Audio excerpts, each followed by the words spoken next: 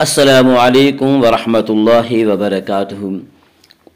آج انشاءاللہ ہم سورہ بقرہ کی چند آیت بینات تجوید کے ساتھ پڑھیں گے، تو آئیے آج کا سبق ہم شروع کرتے ہیں۔ اعوذ باللہ من الشیطان الرجیم، بسم اللہ الرحمن الرحیم۔ اولئک علی ھدی من ربہم واولئک ھم المفلحون۔ اولئک مد متصل ہوگا۔ مد متصل وہ مد جس میں حرف مد کے بعد حمزہ اسی لفظ میں آئے۔ اولئک علی، عین کا مخرج وسط حلق، اس کو واضح کر کے پڑھیں۔ علی لام کے اوپر کھڑا زبر ہے، کھڑا زبر برابر ہے الف مدہ کے، اس لیے کھڑا زبر کو ایک الف کے برابر کھینچ کر پڑھیں گے۔ علی ہدم، یہاں پہ ادغام ناقص ہوگا، اس ادغام بالغنہ بھی کہتے ہیں۔ اس کا قاعدہ یہ ہے کہ اگر نون ساکن یا تنوین کے بعد حروف یرملول میں سے کوئی حرف آئے تو لام اور را میں ادغام بلا غنہ ہوگا، جسے ادغام تام بھی کہتے ہیں، اور یومینو کے 4 حرفوں میں ادغام ناقص ہوگا، اور یہاں تنوین کے بعد یومینو کے 4 حرفوں میں سے میم آ رہی ہے، اس لیے پہ ادغام بالغنہ ہوگا، جسے ادغام ناقص بھی کہتے ہیں۔ ہدم من ربہم، یہاں پہ ادغام بلا غنہ ہوگا۔ اس کا قاعدہ یہ ہے کہ نون ساکن و تنوین کے بعد حروف یرملول میں سے کوئی حرف آئے تو وہاں پہ ادغام ہوگا، اور لام اور را میں ادغام تام ہوگا، ادغام بلا غنہ ہوگا۔ یہاں نون ساکن کے بعد نون ساکن کو را آ رہا ہے، اس لیے یہاں پہ ادغام بلا غنہ ہوگا، جسے ادغام تام بھی کہتے ہیں۔ اور یہاں را پر ہوگی، اس کا قاعدہ یہ ہے کہ را مشدد کے اوپر زبر آئے تو را پر ہوگی۔ من ربہم، من ربہم، وَأُولَئِكَ یہاں پہ مد متصل ہوگا، اور مد متصل کا قاعدہ، مد متصل اس مد کو کہتے ہیں کہ جس میں حرف مد کے بعد حمزہ اسی لفظ میں آئے۔ وَأُولَئِكَ هُمُ الْمُفْلِحُونَ، واو مدہ ہے، واو مدہ اس واو کہتے ہیں جو واو ساکن ہو اور اس سے پہلے پیش ہو، اور واو مدہ کو ایک الف کے برابر کھینچ کر پڑھیں گے۔ ہم المفلحون، یہاں پہ مد عارض وقفی ہوگا۔ مد عارض وقفی وہ مد جس میں حرف مد کے بعد سکون وقف کی وجہ سے ہوں۔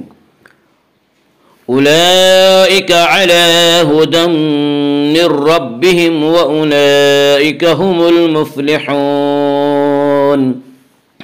ان الذین کفروا سواء علیہم انذرتہم ام لم تنذرہم لا یؤمنون۔ ان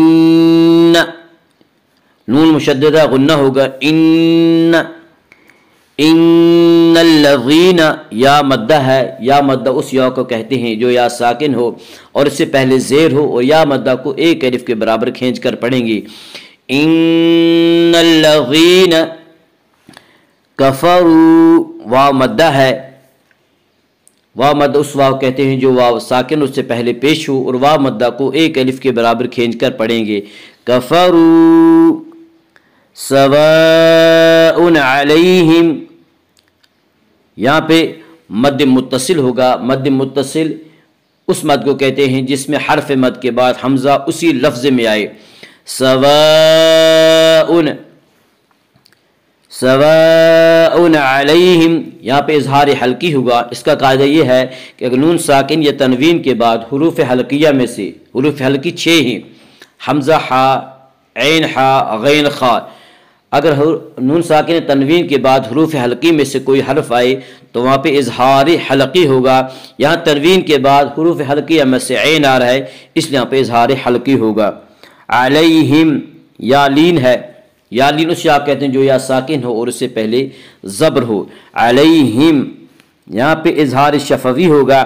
علیہم انذرتہم، اس کا قاعدہ یہ ہے کہ میم ساکن کے بعد اگر میم اور با کے علاوہ کوئی اور حرف آئے تو وہاں پہ اظہار شفوی ہوگا، اظہار شفوی یعنی میم کو ظاہر کر کے پڑھیں گے اور اسے اظہار شفوی کہتے ہیں۔ علیہم انذرتہم، یہاں پہ اخفاء حقیقی ہوگا۔ اس کا قاعدہ یہ ہے کہ اگر نون ساکن یا تنوین کے بعد حروف اخفاء میں سے، حروف اخفاء 15 ہیں، حروف اخفاء میں سے کوئی حرف آئے تو وہاں پہ اخفاء ہوگا اور اسے اخفاء حقیقی کہتے ہیں۔ اور یا نون ساکن کے بعد ذال حروف اخفاء میں سے آ رہا ہے، اس لیے یہاں پہ اخفاء حقیقی ہوگا۔ انذرتہم، یہاں پہ را پر ہوگی۔ اس کا قاعدہ یہ ہے کہ را ساکن سے پہلے زبر یا پیش شب ہو تو را پر ہوگی، زیر ہو تو را باریک ہوگی، یا را ساکن سے پہلے زبر ہے اس لیے را کو پر پڑھیں گے۔ انذرتہم انذرتہم ام لم، یہاں پہ اظہار شفوی ہوگا۔ اس کا قاعدہ یہ ہے کہ میم ساکن کے بعد میم اور با کے علاوہ کوئی اور حرف آئے تو وہاں پہ اظہار شفوی ہوگا، یعنی میم کو ظاہر کر کے پڑھیں گے۔ ام لم ام لم، یہاں پہ بھی اظہار شفوی ہوگا کیونکہ اس کا قاعدہ وہی ہے کہ میم ساکن کے بعد میم اور با کے علاوہ کوئی اور حرف آئے تو وہاں پہ اظہار شفوی ہوگا، یعنی میم ساکن کو ظاہر کر کے پڑھیں گے۔ لم تنذرہم، یہاں پہ بھی اظہار شفوی ہوگا۔ میم ساکن کے بعد میم اور با کے علاوہ کوئی اور حرف آئے تو وہاں پہ اظہار شفوی ہوگا۔ تنذرہم، یہاں پہ اخفاء حقیقی ہوگا۔ اس کا قاعدہ یہ ہے کہ نون ساکن کے بعد، نون ساکن یا تنوین کے بعد حروف اخفاء میں سے جو 15 ہیں اگر کوئی حرف آئے تو وہاں پہ اخفاء حقیقی ہوگا، اور یہاں نون ساکن کے بعد حروف اخفاء میں سے ذال آ رہا ہے اس لیے پہ اخفاء حقیقی ہوگا۔ تنذرہم، یہاں پہ را پر ہوگا۔ اس کا قاعدہ یہ ہے کہ را ساکن سے پہلے زبر اور پیش ہو تو را پر اور زیر ہو تو را باریک پڑھی جائے گی۔ یہاں را ساکن سے پہلے، یہاں را ساکن سے پہلے را کو یہاں باریک پڑھیں گے۔ اس کا قاعدہ یہ ہے کہ را ساکن سے پہلے زبر یا پیش ہو تو را کو پر پڑھیں گے، اور را ساکن سے پہلے زیر ہو تو را کو باریک پڑھیں گے۔ یہاں را ساکن سے پہلے زیر ہے اس لیے را کو یہاں پہ باریک پڑھیں گے۔ تنذرہم، یہاں پہ اظہار شفوی ہوگا۔ میم ساکن کے بعد میم اور با کے علاوہ کوئی اور حرف آئے تو وہاں پہ اظہار شفوی ہوگا۔ تنذرہم لا یؤمنون، یہاں پہ الف مدہ ہے۔ الف ہمیشہ مدہ ہوتا ہے، اس سے پہلے زبر ہوتا ہے، اور الف مدہ کو ایک الف کے برابر کھینچ کر پڑھیں گے۔ لا یؤمنون،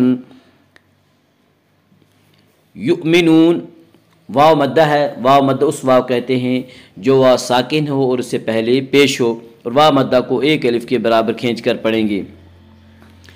ان الذين كفروا سواء عليهم انذرتهم ام لم تنذرهم لا يؤمنون ختم الله على قلوبهم وعلى سمعهم وعلى ابصارهم غشاوة ولهم عذاب عظيم۔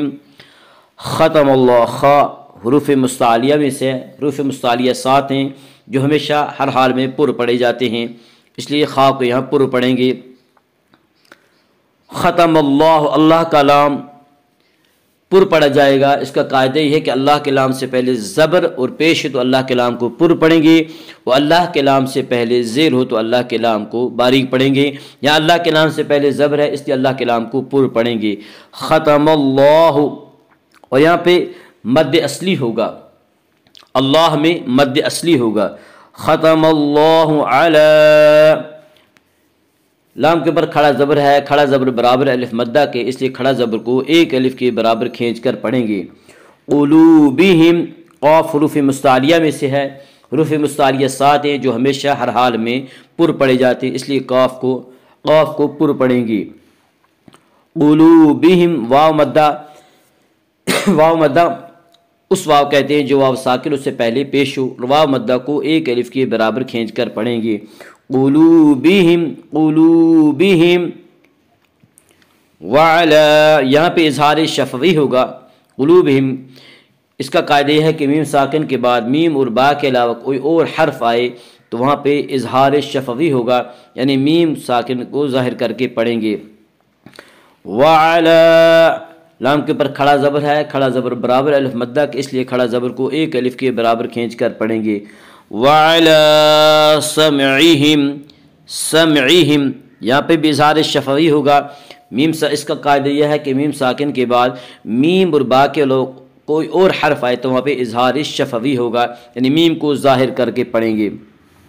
وَعَلَىٰ أَبْصَارِهِمْ یہاں پہ مد منفصل ہوگا، مد منفصل یعنی وہ مد جس میں حرف مد کے بعد حمزہ دوسرے لفظ میں آئے۔